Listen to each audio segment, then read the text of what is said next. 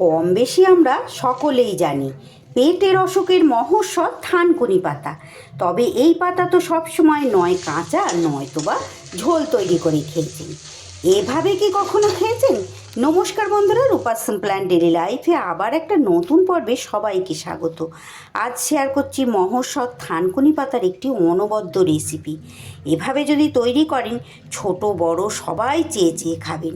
তাহলে চলুন বন্ধুরা, রেসিপিটি কিভাবে তৈরি করলাম সেটা এবার দেখে নিই। থানকুনি পাতা আমি এখানে দেখুন ভালো করে বেছে খুব ভালো করে পরিষ্কার করে জল দিয়ে কিন্তু ধুয়ে নিয়েছি। এখানে বেশ অনেকটা পরিমাণ থানকুনি পাতা আছে। এটা যেহেতু আমরা কিনে আনিনি, আমার গ্রামের বাড়ি থেকে মানে মেদিনীপুর গ্রাম থেকে এক আত্মীয় এসেছেন, তিনি নিয়ে এসেছেন, তার জন্য পরিমাণটা কিন্তু অনেকটাই বেশি। আপনারা বাজার থেকে কিনে করবেন, যেটুকু পরিমাণ আপনাদের প্রয়োজন সেটুকু পরিমাণ দিয়ে কিন্তু করতে পারবেন। এই পাতার গুণাবলী সম্বন্ধে আপনারা কম বেশি প্রত্যেকেই জানেন। প্রচুর গুণ এর গুণ বলে শেষ করা যাবে না। আর অনেকেই এটা কাঁচা হিসেবে এই পাতাটা কিন্তু খেয়ে থাকেন। এইভাবেও যে রেসিপি তৈরি করে খাওয়া যায় এটা হয়তো অনেকেরই জানা নেই। আজ আমি সেই রেসিপিটাই তৈরি করে আপনাদের সঙ্গে দেখাবো। এইভাবে তৈরি করলে যেহেতু থানকুনি পাতা একটু তেতো মানে কষা ভাব লাগে, এইভাবে যদি আপনারা তৈরি করে খান দেখবেন ছোটরাও কিন্তু খুব খুশি মনে খেয়ে নেবে। তেতো তো লাগবেই না, আর ভীষণ সুন্দর একটা সুস্বাদু হবে। তার জন্য দেখুন কড়াই বসিয়ে দিয়ে কড়াইতে আমি এক টেবিল চামচ পরিমাণ সাদা তেল আর ওই একই রকম পরিমাণ আমি পোস্ত কিন্তু দিয়ে দিলাম। এই শুকনো খোলায় এই তিল আর পোস্তটাকে একটু সুন্দর করে হালকা করে মানে ভাজা গন্ধ বেরোনো না বেরোনো পর্যন্ত এইভাবে একটু এটাকে শুকনো খোলায় ভেজে নিতে হবে। ভেজে নিয়ে এবার এটা কড়াই থেকে ঢেলে নেব। কারা কারা এইভাবে রেসিপি তৈরি করে খেয়েছেন অবশ্যই আমাকে কমেন্ট বক্সে জানাবেন। আর যারা খাননি অবশ্যই এইভাবে একবার তৈরি করে খেয়ে দেখার অনুরোধ রইল। এইবার কড়াইয়ের মধ্যে আমি দিয়ে দিচ্ছি অল্প পরিমাণ একটু রাইস ব্র্যান অয়েল। আপনারা সর্ষের তেল দিয়েও করতে পারেন। তেল বেশ গরম হয়ে গেলে এইবার এখানে দেখুন আমি দিয়ে দিচ্ছি খুব অল্প পরিমাণ একটু ডুমো করে কেটে নেওয়া কুমড়ো। এই কুমড়োটা দিলে বেশ মিষ্টি মিষ্টি স্বাদ হবে, একটুও কিন্তু তেতো লাগবে, খেতে ভীষণ ভালো হবে। যেহেতু স্বাস্থ্যকর একটা রেসিপি আমি শেয়ার করছি বন্ধুরা, বিশেষ তেল মশলাও লাগবে না, আর দুর্দান্ত খেতে হবে। ছোটদের তো শাক পাতা খাওয়ানোই যায় না, আর এইরকম থানকুনি পাতা খাওয়ানোটা কিন্তু প্রত্যেকেরই মানে সবার শরীরের জন্য দরকার। এইভাবে রেসিপি তৈরি করে খাওয়াবেন বন্ধুরা, দেখবেন ছোট বড় সবাই কিন্তু খেয়ে নেবে। এই পাতার প্রচুর গুণ, প্রচুর পেটের যে কোনো রকম সমস্যা দূর করে এই থানকুনি পাতা। গ্যাস অম্বল কমায়, উচ্চ রক্তচাপ কমায়, আমাশয় তো একদম মহৌষধ, পেটের লিভারকে ভালো রাখে, পেটের যে কোনো সমস্যার সমাধান করে। তারই সাথে কিন্তু যাদের হাই ব্লাড প্রেশার সেই প্রেশার কন্ট্রোল করে। চুলও খুব ভালো বৃদ্ধি হয় এই থানকুনি পাতা বা থানকুনি শাক। অনেক রকমের এটা কিন্তু উপকারিতা আছে এই শাকের। একটু নুন আর হলুদ দিয়ে কুমড়োটা একটু বেশ ভালো করে ভেজে নিতে হবে। কুমড়ো কিন্তু আমার বেশ ভালো করেই ভাজা হয়ে গেছে। আমার চ্যানেলে এই ধরনের নিত্য নতুন বিভিন্ন রকমের রেসিপি পেতে যে সকল বন্ধুরা এখনও পর্যন্ত আমার চ্যানেলটি সাবস্ক্রাইব করেননি, আমার চ্যানেলটা সাবস্ক্রাইব করে আমার পাশে থাকুন। পাশে থাকা বেল আইকনটা অল করে রাখতে ভুলবেন না, যাতে প্রত্যেক দিন ভিডিও আপলোড করার সাথে সাথে সবার আগে আপনাদের কাছে নোটিফিকেশান পৌঁছে যায়।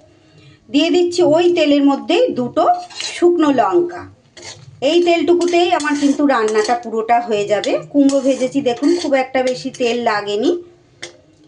এইবার লঙ্কাটা ভাজা হয়ে গেলে এইবার এর মধ্যে দিয়ে দিচ্ছি একটা মাঝারি সাইজের কেটে রাখা পেঁয়াজ। থানকুনি পাতা রান্না করে খেলেও কাঁচা খাওয়া তো সবচেয়ে বেশি উপকার। কাঁচাটাই আগেকার দিনে খেয়ে থাকতেন, এখন কাঁচা জিনিস যেহেতু অনেকেই খেতে ভয় পান, আমরা বিভিন্ন রকমের জার্ম থাকে সেই ভয়ে, কিন্তু খেলেও আমরা রান্না করে খেলেও মাছের ঝোলে বা এমনি নিরামিষ ঝোল রান্না করে কিন্তু আমরা খেয়ে থাকি। এইভাবে শাক হিসাবে একবার খেয়ে দেখবেন বন্ধুরা, খুব তৃপ্তিদায়ক। ভাতের প্রথম পাতে এটা দিয়ে কিন্তু অর্ধেকের বেশি ভাত আপনাদের খাওয়া হয়ে যাবে। আমার চ্যানেলে নতুন বন্ধু পুরনো বন্ধু সব বন্ধুদের স্বাগত, অনেক অনেক ভালোবাসা আর অসংখ্য ধন্যবাদ প্রত্যেক বন্ধুকে। যে সকল বন্ধুরা প্রত্যেক দিন আমার সঙ্গে থেকে আমার রেসিপিগুলো দেখেন তাদের জন্য রইল অনেক ভালোবাসা আর অসংখ্য ধন্যবাদ। দেখুন পেঁয়াজটা একটু নাড়াচাড়া করে নিয়ে এইবার আমি এখানে দিয়ে দেব 3-4 কোয়া রসুনের কুচি। যারা নিরামিষভাবে খেতে চান বন্ধুরা, কারণ আমার চ্যানেলে অনেক নিরামিষাশী বন্ধু আছেন, তারা নিরামিষ খান, নিরামিষভাবে খেলে এই পেঁয়াজ আর রসুনটা স্কিপ করে দিয়ে বাকি উপকরণ দিয়ে করবে, খুব ভালো লাগে খেতে। পেঁয়াজ রসুন ছাড়াও কিন্তু খেতে ভালো লাগে। এই শাকটা অনেকটা পরিমাণ এসেছিল বন্ধুরা, আমি কোনোদিনই এইভাবে খাইনি, মানে এইভাবে শাক হিসেবে রান্না করে কিন্তু আমি খাইনি। এটা এতটা পরিমাণ এনেছিল, আর একদিন আমি এটা রান্না করেছিলাম, এইভাবে রান্না করে খেয়ে দেখলাম তো বেশ ভালো লাগছে খেতে, তাই ভাবলাম বাকিটুকু আবার যেদিন রান্না করব আপনাদের সঙ্গে শেয়ার করব। তাই সেটাই আজ আপনাদের সঙ্গে শেয়ার করছি। অত্যন্ত খেতে ভালো হয় বন্ধুরা, একটু হালকা কষাটে লাগে, এই কুমড়ো দিয়ে রান্না করলে সেই কষাটে ভাবটা কিন্তু চলে যায়। ঝালের জন্য এখানে কুচনো কাঁচা লঙ্কা কিন্তু 2-3টে কুচিয়ে রেখেছিলাম, সেটা দিয়ে দিলাম। এইবার পেঁয়াজ রসুন কাঁচা লঙ্কা সবই নাড়িয়ে চাড়িয়ে নিয়ে এইবার আমি শাকটা দিয়ে দেব, মানে থানকুনি পাতাটা, সম্পূর্ণ পাতাটা এবার এর মধ্যে দিয়ে দিতে হবে। দেখতে পাচ্ছেন নিশ্চয়ই অনেকটা পরিমাণ কিন্তু থানকুনি শাক আমার আছে। এইবার একটু নাড়িয়ে চাড়িয়ে নেব। এই শাক থেকে কিন্তু বিশেষ একটা জল বেরোয় না, কারণ আগের দিন রান্না করতে গিয়ে আমি দেখেছি বিশেষ একটা কিন্তু জল বেরোয়নি, তাই অবশ্যই জল লাগলে এখানে আমি একটু জল ব্যবহার করব। আগে শাকটা একটু নাড়িয়ে চাড়িয়ে নেব। একটু সময়ের মধ্যেই দেখুন শাকটা কমে গেছে অনেকটাই। এইবার এর ওপরে অল্প পরিমাণ একটু দিয়ে দিচ্ছি হলুদ গুঁড়ো, আর দিয়ে দিচ্ছি একদম নামমাত্র 1 চিমটি নুন, কারণ শাক একদম কমে যাবে। নুন কিন্তু বেশি হলে খেতে একেবারেই ভালো লাগবে না। চাইলে আপনারা এখানে যদি অল্প পরিমাণ শাক হয় নুনটা স্কিপ করে দেবেন।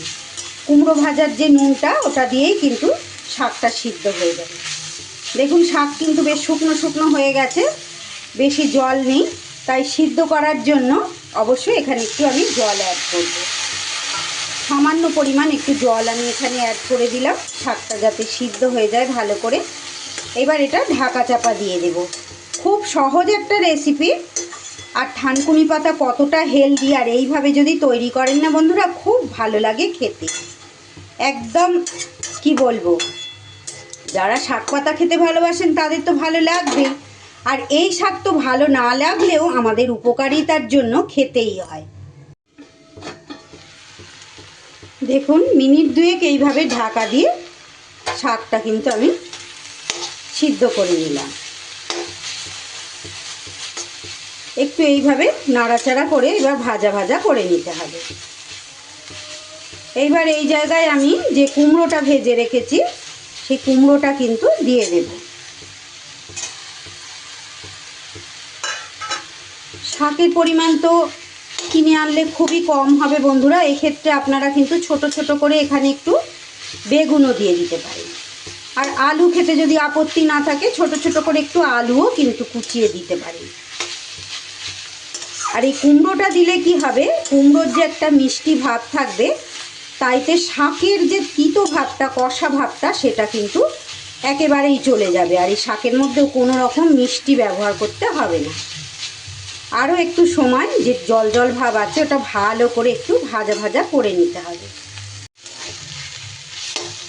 এইভাবে একদম একটু শুকনো শুকনো করে ভাজা ভাজা করে নেবেন, তাহলে কিন্তু একদম কষা ভাবটা চলে যাবে। এইবার যে শুকনো খোলায় আমি তিল আর পোস্তটা ভেজে রেখেছিলাম সেইটা দিয়ে দিলাম। খুব সামান্য পরিমাণ একটু রেখে দিচ্ছি, এটা গার্নিশিং করব, ওপর থেকে দিলে দেখতে ভালো লাগবে। এইবার সুন্দর করে এটা কিন্তু মিশিয়ে নিতে হবে।